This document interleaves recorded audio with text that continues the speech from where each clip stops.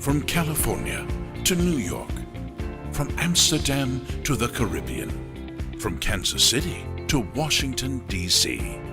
In courtrooms, in classrooms, in conference rooms, and in webinars. Every day people gather at ABI events to hear the best ideas bubbling up in their communities. Today, you are a part of a global conversation about our shared future. So, what is this ABI Talks? ABI Talks is an initiative of the ABI Board of Directors Education Committee, a committee devoted to creating the best and most exciting bankruptcy education possible. The committee plans and organizes this conference and the annual spring meeting in Washington, D.C., and helps set policy for regional conferences. This event today is based on the TED Talks format and ideals, but is independently organized by the ABI. So please be sure to thank the team of volunteers and ABI staff members who worked so hard on today's event. It is their ideas, dedication, and time that makes this all possible. The views you hear today are, of course, the views of those speakers, not necessarily of the ABI. We hope their talks spark an exciting conversation among you. It is a day for curiosity and skepticism, for openness and for critical thinking, for inspiration and for action. The more you enter into it, the more you will take out. And now, on with the show.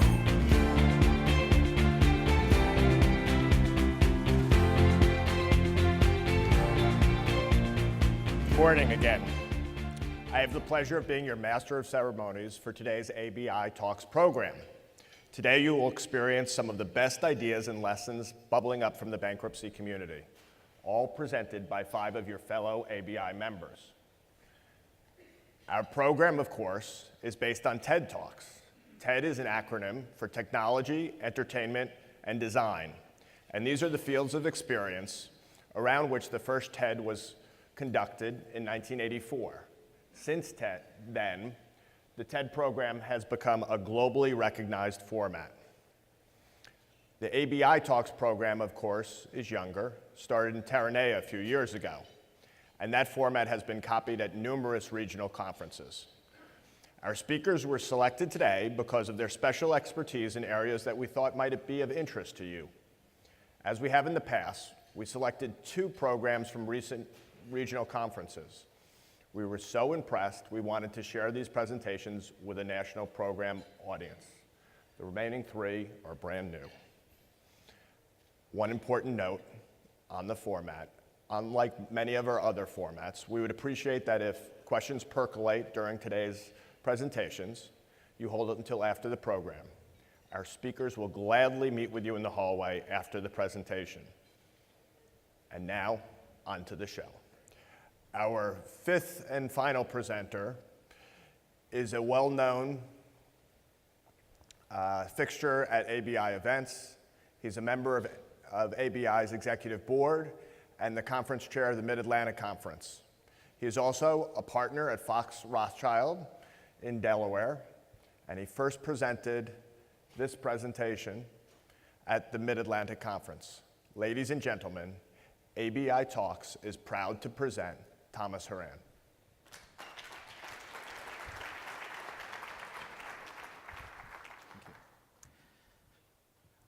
We're going to talk about the sovereign citizen movement. The sovereign citizen movement has its origins in the Posse Comitatus movement in the 1970s, 1980s, which was a highly racist, anti-Semitic, anti-government, violent movement. The sovereign citizen movement of today is much improved. It's not racist. It's still anti-Semitic. It's still anti-government. It's still violent. But the sovereign citizen movement is just that. It's a movement. So there's no particular school of thought, but there are a lot of common beliefs. And that's what we're going to largely address here. Now, what do they tend to want? They want freedom from the jurisdiction of the court. They want freedom from laws governing property. They want freedom from taxation. They want freedom from, notably, traffic stops, traffic laws, vehicle registration, and the requirement to get driver's licenses. Core themes are they refuse to recognize government, they don't trust American currency, they, again, reject taxation, they believe they're only bound by the common law, and that's a slightly different understanding that most lawyers would have of what the common law is. And they believe that the sheriff is the highest law enforcement authority in the US. Now, along the way, we're going to make a few pit stops. The first one is Joe Arpaio from Maricopa County, where we're standing today. I'm not saying that he's a sovereign citizen, but, you know, you've got a guy there who has a mistrust of federal government. He was convicted of crimes relating to that mistrust and pardoned for those crimes. So the reason why they believe the government's illegitimate, they believe that the United States was founded on a common law form of government, but that now that government has been replaced and it's based on statute, and it deprives American citizens of the rights that were granted to them by God. They focus a lot of their animus on the 14th Amendment, which they believe turned Americans into what they call federal corporate citizens, who were tricked into giving up their state citizenship and their God-given rights, and to accept only the privileges that this illegitimate government has conferred on them. Redemption theory is a big part of their thinking, and it goes to their views on currency. They believe that in 1933, when the government abandoned the gold standard, it became bankrupt, and that American currency now lacks any value. So to remedy that problem, the government pledged all of you, its citizens, as collateral to foreign governments so that we could borrow from them. A lot of them believe that Social Security numbers are a way to register the government's collateral. And when capital letters are used to spell out your name on government documents, like birth certificates, Social Security cards, and in court documents, that refers not to your personal being, but again, this idea of the corporate citizen, or what they often call the straw man. A lot of them believe that each one of us has a monetary value that can be discerned from her or his Social Security number. I've looked at this. My value is pretty low. Judge Carey's, astronomical. And the government believes that money is held by the U.S. Treasury in a straw man account for each citizen. And you see this a lot, actually, in filings that sovereign citizens make in various court cases. And they believe that citizens can access this money being held in the straw man account, usually through fraudulent UCC and tax filings. And a lot of the sovereign citizen scams that are run are really targeted towards people who have a lot of money problems. So, you know, they're under the guise of debt protection or debt reduction, foreclosure prevention, and that's when you get into these scams of how can I access this money to make my money problems go away. It's hard to know how many there are. I've seen estimates ranging from 100,000 to 400,000, but who knows? They spread their messages in the ways that you might expect. It's 2018, so there are plenty of websites. There are books, there are how-to kits. There are these traveling shows, which again are usually set up as debt reduction, foreclosure prevention seminars, and fake law schools. One of my favorites here is the Irwin Rommel School of Law, particularly charming and not surprised for a movement like this. So with the distrust of government and the belief that they don't have to register their cars or get driver's license, they often come into confrontations with police.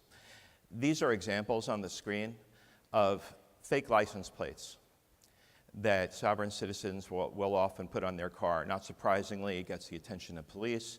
They get pulled over a lot. Each of these license plates is pretty rich in symbolism. For instance, the one that says private in the upper right-hand corner, it says DOT exempt. So, you know, no government regulation there, no Department of Transportation regulation, and for non-commercial use only, which we would recognize as, well, you know, government can regulate interstate commerce. They're not engaged in interstate commerce. So therefore, there's no reason to pull them over.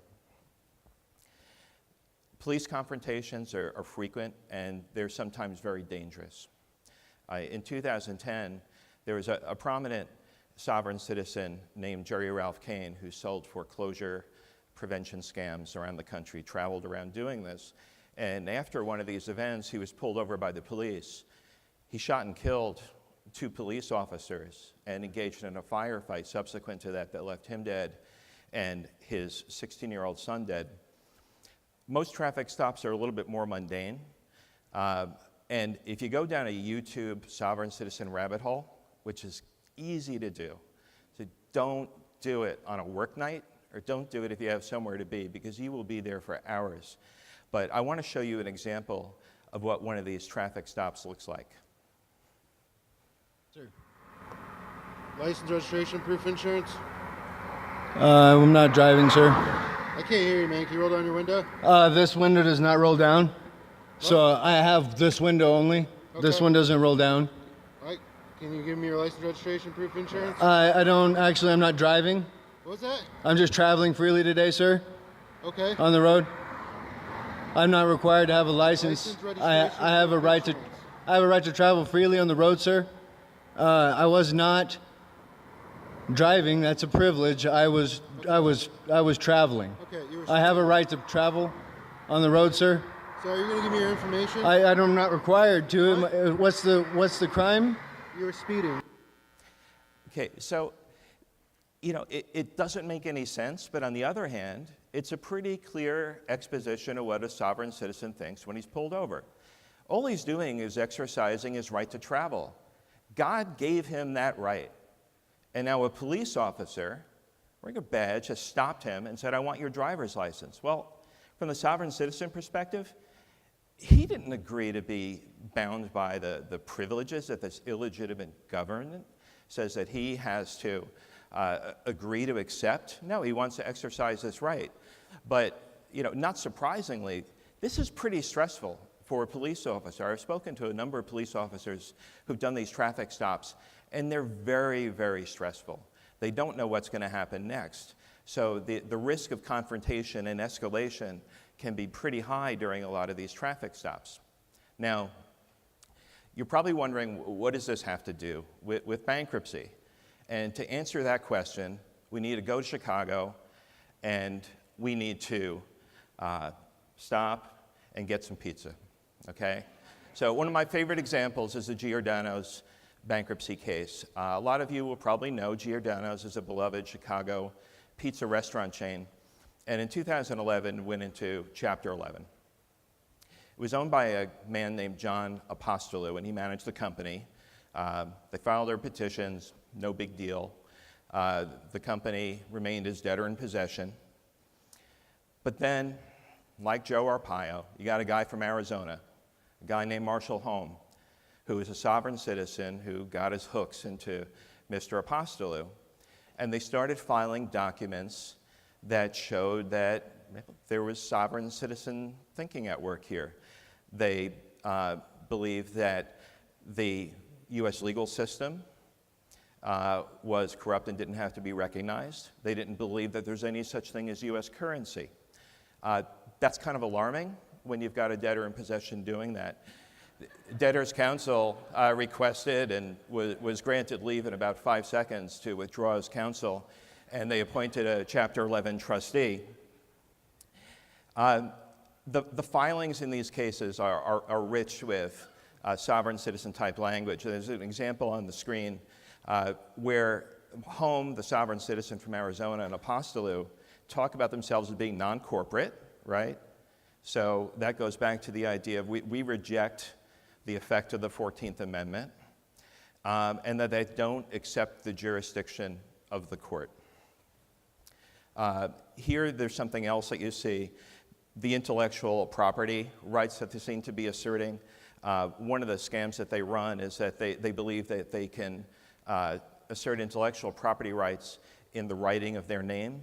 And so if, for instance, a mortgage foreclosure document comes in the mail and it's got your name in capital letters, well, then you can go ahead and sue for infringement of those rights. But this one here, this is the real money shot. This is where Apostolo is talking about the fact that he and his wife, they're poor because the Illinois legislature hasn't authorized the state of Illinois to issue currency. And so all they have available to them are, we know them as dollars, they call them frauds, Federal Reserve account unit denominators. And because frauds are worthless and Illinois hasn't issued money, how can they pay their debts? There's no legal tender. In the consumer context, a good one, this is a two-part drama. There was a bankruptcy case followed by a bankruptcy fraud prosecution. And there the sovereign citizen was not an Arizonan this time, but those of you from Utah are going to have to take credit for this one. This guy's name was Robert Ray. He went by a number of aliases that you see on the screen, and that's another pretty common sovereign citizen tactic. The debtor was a guy named Dennis Fluck. He was a doctor. He had student loans from the Department of Health and Human Services. He defaulted. They got a judgment. He changed his name to Dennis Eric von Kiel. They had a hard time finding him. I looked at the dockets. He actually filed Chapter 7 a few times, but the last time was in 2010, and he filed in the Eastern District of Pennsylvania. The case didn't go too well for him. He didn't get his discharge. But that was the start of his problems. And it was the start of his problems because he was involved in this fraud. And what the Dr. Fluck, von Kiel did with Mr. Ray was that they conspired in a scheme to help him avoid having to pay off those student loans and to pay his taxes. So von Kiel got himself ordained in a fake church. He took a vow of poverty, and then he assigned all of his assets and income to this fake church, which was located in Orem, Utah, which is where Mr. Ray was. All of his income was set to a bank account in Orem, Utah. Ray took a cut out of that and sent the money back to another fake church that von Kiel controlled, and he took the money out of that and was therefore able to spend money and enjoy his life tax-free. Again, the filings here replete with good sovereign citizen stuff. This on the screen, I mean, this is fantastic. Plaintiff is a man with a proper noun name standing in the present tense plane. They're words. They're all recognizable words. They appear in a sequence. Who knows what they mean? This is typical, and I don't mean to make fun of them, but there's a language. And a lot of people have told me they see this stuff, they see this sort of language and filings in their bankruptcy cases, and they just didn't recognize it for what it was. And now, this is something you can take away from this when you might be dealing with a sovereign citizen. There are other really good examples of this that we've included in our materials. But what I want to leave you with is how a lot of those traffic stops escalate and where they end up. And here's a good example. Sir, the same thing. I need you to stand down and get your... Open your window now, or I'm gonna bust it out. Now you're going. Okay, I need you to call, and I need you to get your supervisor out here. I need your supervisor out here. I need your supervisor. I am asking him for his supervisor. I am asking you for your supervisor. All he wanted was a supervisor.